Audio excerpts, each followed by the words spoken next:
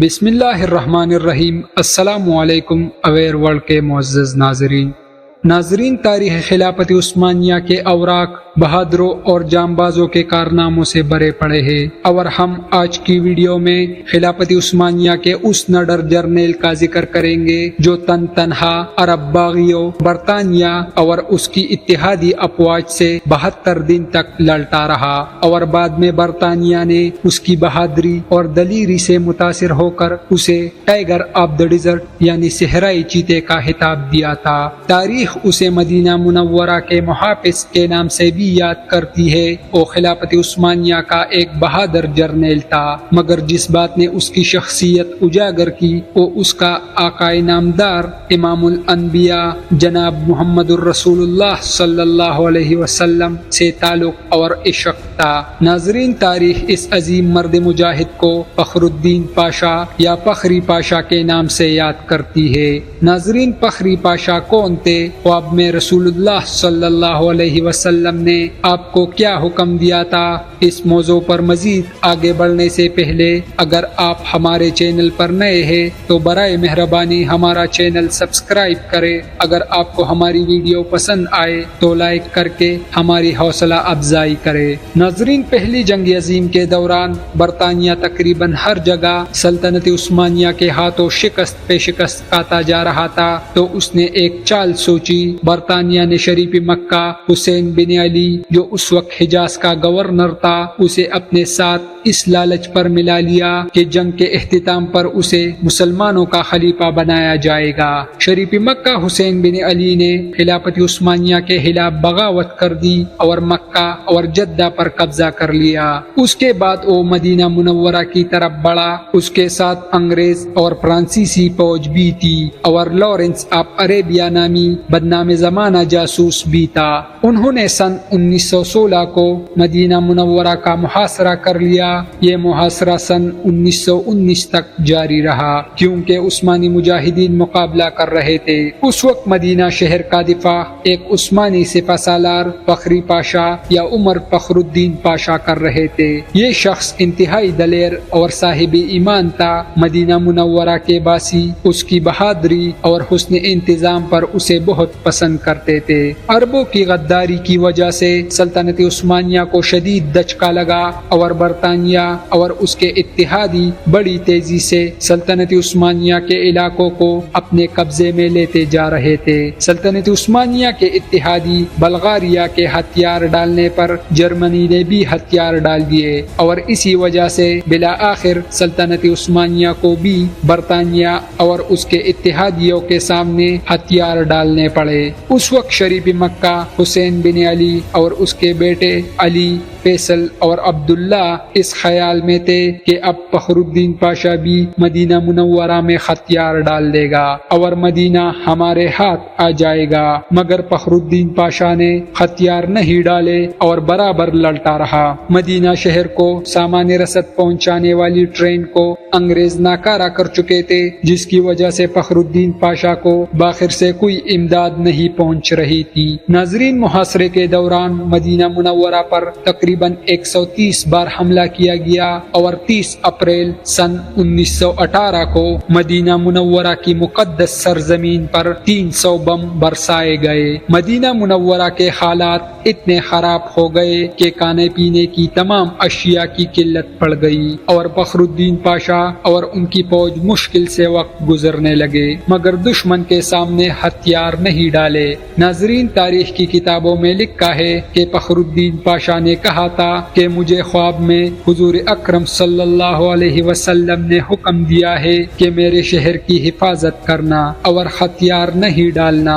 ناظرین، ایک ترک مصنف لکھتے ہیں کہ ایک مرتبہ سن 1918 میں جمعہ کے دن فخر الدین پاشا مسجد نبوی میں نماز کے دوران خطبہ دینے ممبر کی سیڑھیوں پر چڑھنے لگے تو آدھے ہی راستے میں رک گئے اور اپنا چہرہ روضہ رسول صلی اللہ علیہ وسلم کی طرف کرتے ہوئے کہنے لگے، اے اللہ کے رسول صلی اللہ علیہ وسلم، میں آپ صلی اللہ علیہ وسلم کو کبھی نہیں چھوڑوں گا۔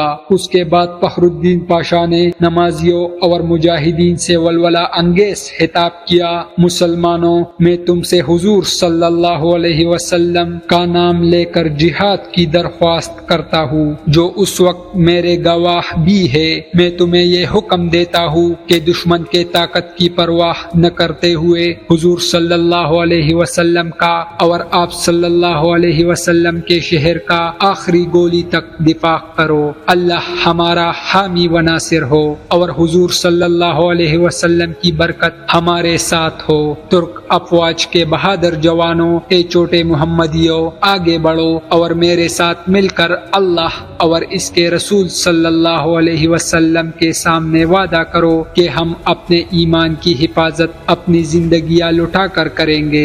اس کے بعد فخری پاشا نے کہا کہ ان کو خواب میں حضور اکرم صلی اللہ علیہ وسلم نے حکم دیا تھا کہ وہ ابھی ہتھیار نہ ڈالے۔ اگست 1918 میں جب آپ کو شریف مکہ حسین بن علی کی طرف سے پیغام آیا کہ ہتھیار ڈال دو، تو آپ نے ان الفاظ میں جواب دیا۔ فخری پاشا کی طرف سے، جو عثمانی افواج کا سپہ سالار اور سب سے مقدس شہر مدینہ کا محافظ اور حضور صلی اللہ علیہ وسلم کا ادنا غلام ہے، اس اللہ کے نام سے جو ہر جگہ موجود ہے، کیا میں اس کے سامنے ہتھیار ڈالوں جس نے اسلام کی طاقت کو توڑا، مسلمانوں کے درمیان خونریزی کی اور امیر المؤمنین کی خلافت پر خطرے کا سوالیہ نشان ڈالا اور خود کو انگریز کے ماتحت کیا۔ جمعرات کی شب میں نے خواب میں دیکھا کہ میں تکا ہوا پیدل چل رہا تھا، اس خیال میں کہ کس طرح مدینہ منورہ کا دفاع کیا جائے۔ اچانک میں نے ایک جگہ خود کو نامعلوم افراد کے درمیان پایا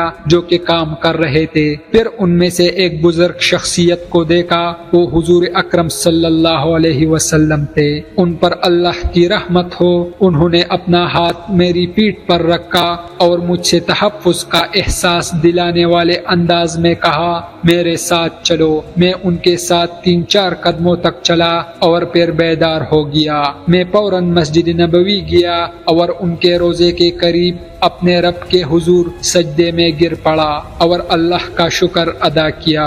اب میں حضور صلی اللہ علیہ وسلم کی پناہ میں ہوں جو میرے سپہ سالار اعلیٰ ہے۔ میں مدینہ منورہ کی عمارتوں، سڑکوں اور حدود کے دفاع میں دل و جان سے مصروف ہوں۔ اب مجھے ان بیکار پیشکشوں سے تنگ نہ کرو۔ ناظرین، 30 اکتوبر سن 1918 کو سلطنت عثمانیہ نے ہتھیار ڈال دیے اور وزیر جنگ نے فخری پاشا کو پیغام بھیجا کہ ہم نے معاہدہ کر کے ہتھیار ڈال دیے ہیں، اب تم بھی ہتھیار ڈال دو۔ مگر فخری پاشا نہ مانے اور اپنی تلوار نیچے کرنے سے انکار کر دیا۔ اس پر سلطنت عثمانیہ نے آپ کو عہدے سے برطرف کر دیا، مگر اس کے باوجود وہ ڈٹے رہے اور ہمت سے لڑتے رہے۔ ناظرین، جنگ ختم ہونے کے باوجود یہ صحرائی چیتا عظیم عاشق رسول صلی اللہ علیہ وسلم 72 دن تک اکیلے عرب باغیوں کے ساتھ برطانیہ اور اس کے اتحادیوں سے لڑتا رہا اور اپنے چھوٹے سے دستے سے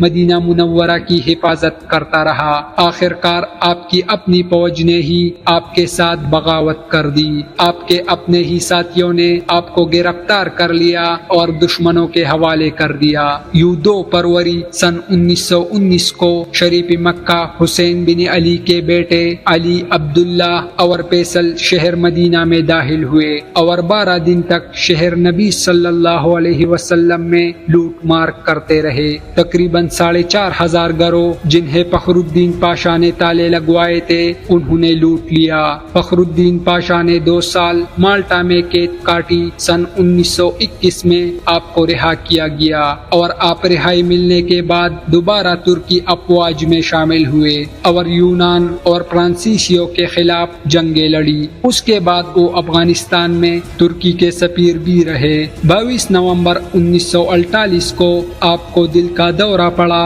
اور آپ اپنے خالق حقیقی سے جا ملے۔ فخر الدین پاشا کی خواہش کے مطابق آپ کو استنبول میں دفن کیا گیا۔